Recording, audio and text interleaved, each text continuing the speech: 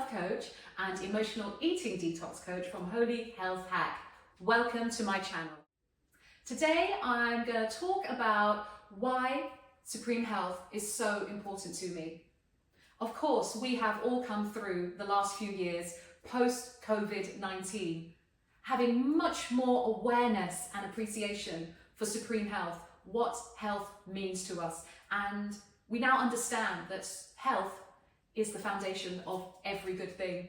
Without health, without energy, without vitality, without our organs working, we don't really have much to talk of. And so it is the foundation of every good thing in life. It is the foundation of our happiness. And this was an understanding I came to quite early in my life.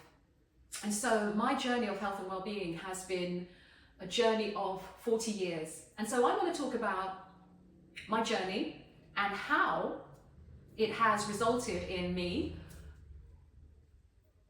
looking the way I do, having the energy that I do, having the vitality that I do, being disease-free, and having people regularly comment that I look half my age, that I look in my 30s or early 40s, when in fact I am 58.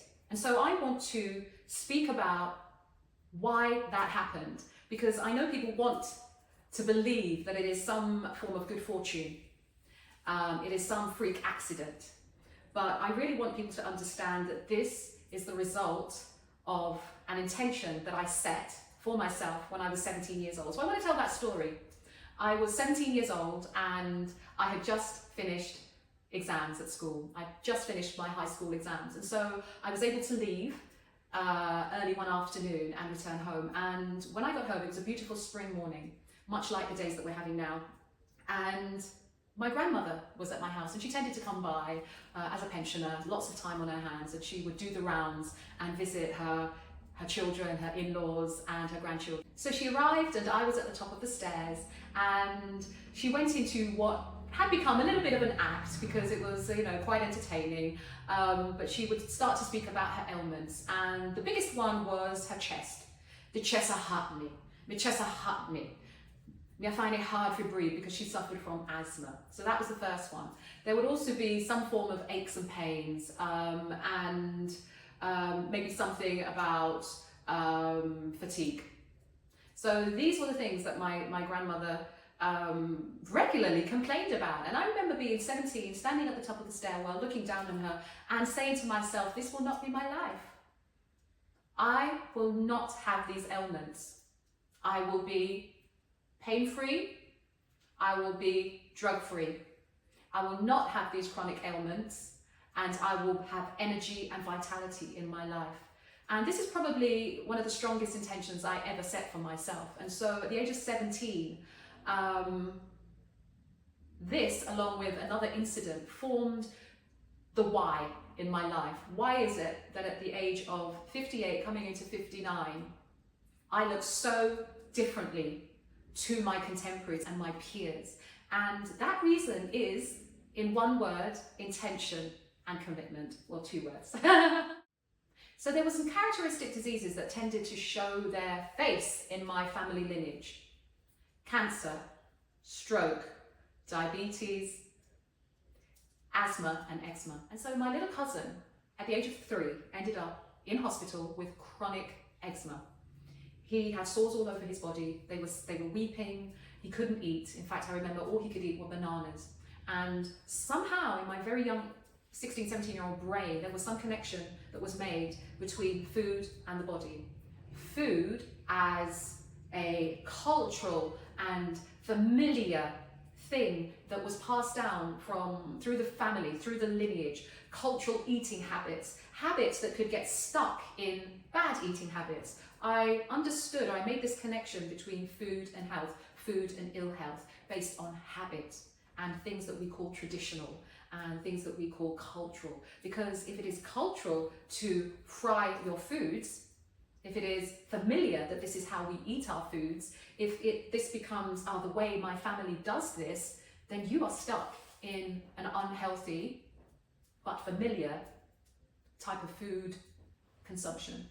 And so this was made very early in my awareness as a young teenager, and I became fascinated with nutrition. I was very much a bookie down at the library. These were years, decades before we had easy access to books, talking books, videos. I was the girl in the library studying. And so I became very, very, very fascinated with nutrients, micronutrients, and the fact that these were the building blocks of our bodies. These were the building blocks of our organs. These were the building blocks of everything that we valued in our body. And I made a commitment that I would live my life differently to my grandmother in order that I might live more healthily. And so I became very conscious and aware of everything that I put into my mouth and where it came from. Now, there was a third factor that was part of this decision making in the late 80s, and that was the mad cow disease that swept through Britain and had a profound effect on me when I learned that there were certain farming practices that were not only unhealthy but unethical, and which contributed to this disease. And I remember feeling very disgusted that for the sake of profit, there were certain unscrupulous practices that were taking place, and that health and well-being and ethics didn't really get a look in from those companies that were really focused on the profits and were cutting corners and therefore compromising people's health, all in the name of profit. It was a very strong feeling within myself, and I felt that I wanted to distance myself from that. And so it wasn't long after that that I began to cut out meat from my diet. Firstly, pork, and I guess that was around some awareness of being brought up as a Christian, being brought up as a Jamaican with an awareness of Rastafari and the beliefs around pork. So that was the first that I cut out, but slowly, I think my awareness went from not frying foods to baking foods, cutting out the oils, cutting out the fried food first and foremost, starting to bake things, cook things in ways that were far healthier. This became something I was super interested in, and I was spurred on by some really there was a movement coming out of America at that time, the health movement out of California, and I was just diving into books around this. Book of Macrobiotics was a firm favourite in the late 80s, early 90s, but as much as I could find on nutrition, and the first thing I did was become a vegetarian. So I cut out meat and fish. I didn't go from carnivore to pescatarian. I think I just cut the whole thing out. My grandmother was shocked and dismayed and worried. She was so worried that I was going to die because I didn't eat meat anymore. I had to kind of help her to understand that there was so much protein in another food staple, which is very common in Jamaica, that of peas, what we call peas or legumes, and try to help her to understand that I was, conscious that I needed protein, but that there were other places that I could get this protein. She did make a very, very funny comment that how, it seemed like rice and peas is healthy now. Yeah, well, it always was. So, yes, cutting out the meat, moving into vegetarianism, that would have been the early 90s. And then from there, moving into veganism after a trip to Japan. I went on a trip to Japan where for 10 days my eating practices were so light and dairy was completely cut out, and by the time I came back from Japan I was completely vegan, and that was just having an experience of eating very light food, and also the philosophy of not stuffing your face. I'm going to put it really bluntly. In Japan, they don't have a philosophy of stuffing your face and just amassing food and just eating huge quantities of food. In fact, they have a philosophy of eating until you're 80% full. That's enough. And this lightness I felt was something that just became a feeling that I loved, not feeling, this heaviness of food, just feeling that I was eating enough for my body's needs to maintain the integrity of organs, but also to give me enough energy to do what I needed to do throughout the day. Enough. And so enoughness, I guess, was a concept that I practiced those many decades ago. So challenging what we have been taught as being successful, what we've been taught as creating happiness, which is having more, which of course this message has infiltrated the food manufacturing and the food restaurant businesses. Of course, as consumers, we're taught or even programmed through the programming and through the advertising that wanting more is what it is to be a successful and happy human being. I challenge this. Enoughness creates far more happiness. This understanding of contentment, the C word. Contentment. Can we just meditate on that for a minute? Enoughness and contentment. Because that just takes away a whole load of anxiety in our lives. Just looking at it from a different perspective. Not of wanting more, but just being satisfied. And so this is different for everybody. We're all built slightly differently. And so it's a journey of exploration, personal exploration in figuring out what exactly is enough for each of us. Of course, there are guidelines based on height and weight, how much protein we need, how much energy we need. But there are no strict, hard and fast rules because of course we are all slightly different and we have different needs, slightly different needs. However, understanding what a balanced plate of food is paramount. Understanding the purpose and the wisdom of eating as many green, leafy, coloured vegetables as you can. Having healthy fats as opposed to unhealthy fats. Having healthy proteins as opposed to unhealthy proteins. Balancing out those carbs. Cutting back on the white carbs. Loading up more on the green, leafy, colourful, purple, red, orange, yellow vegetables that are also carbs.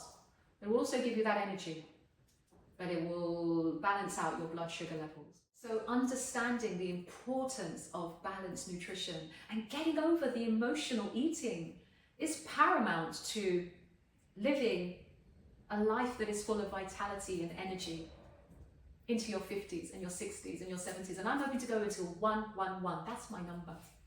Because I love life and I want as much of it as I can. I've already had a number of careers in my life because I'm a curious person. I like to be creative.